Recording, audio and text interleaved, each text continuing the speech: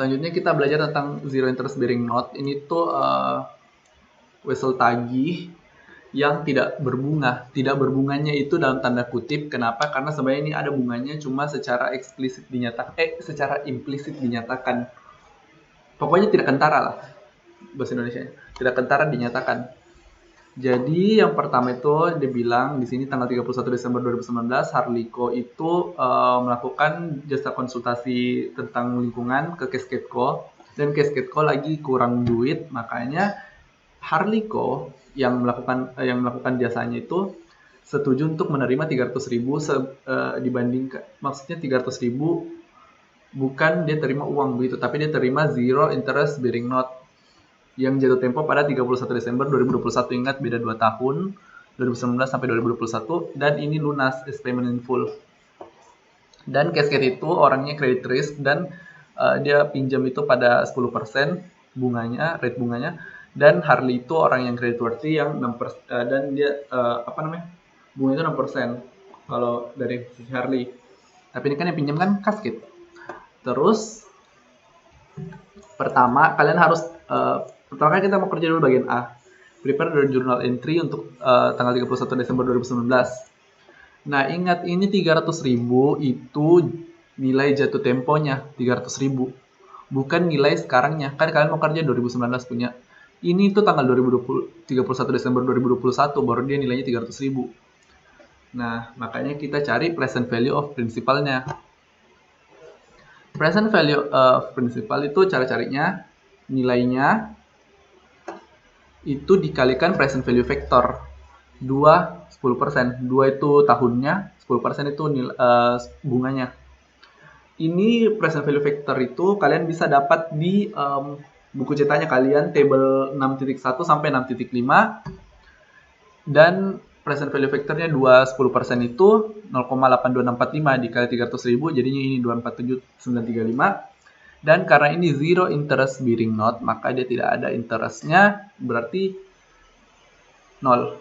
Kenapa ini diskon? Karena ini maksudnya apa? Selisihnya ini lebih tinggi future value-nya dibanding present value-nya. Terus untuk kerja bagian A sampai C, kalian bikin dulu tabelnya. Ini tabel amortisasi, kalian sudah pelajari pasti. Jadi pada tanggal 31 Desember 2019 kalian tulis ini carrying amount. Nah, carrying amount itu nilai buku 247935. Kenapa kita pakai yang ini? Karena ini nilai untuk tanggal 31 Desember 2019, sedangkan ini itu untuk 2021. Jadi cara kerjanya itu sama seperti kalian kerja tabel amortisasi biasa, 247935 dikali 10% dikali bunga dapatnya ini. Terus karena tidak ada agio amortisasi lain-lainnya, makanya dia tetap disama. Jadi dan begitu terusnya, ini tambah ini sama dengan ini, begitu terusnya sampai jatuh tempo.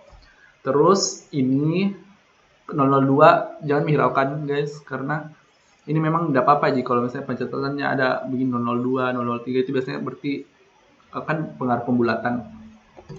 Jadi kita kerja bagian A, jurnal entry-nya untuk tanggal 31 Desember 2019. 31 Desember 2019 kan rilis itu note-nya. Jadi notes receivable dan kalian terima cash. Terus cash-nya kalian bayar lagi untuk bayar jasa yang kalian buat begitu.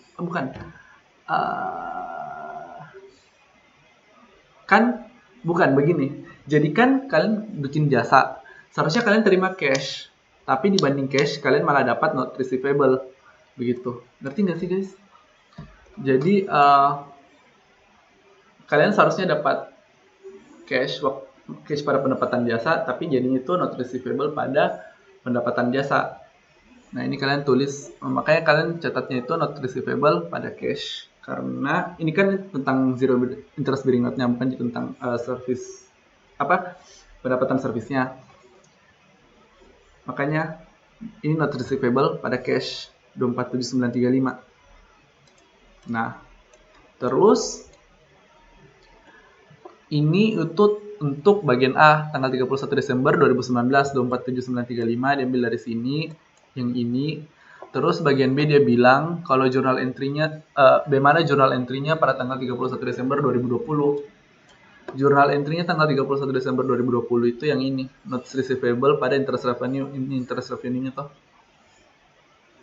Kan interest revenue dianggap sebagai penambah notes receivable, jadinya diakui terpisah. Makanya dia langsung menambah di notes receivable, nilai di notes receivable. Terus pada bagian C itu 2021 sampai kalian kerja dulu ini notes ini penambahannya dari angka ininya, interest revenue-nya penambahannya sama kayak bagian B.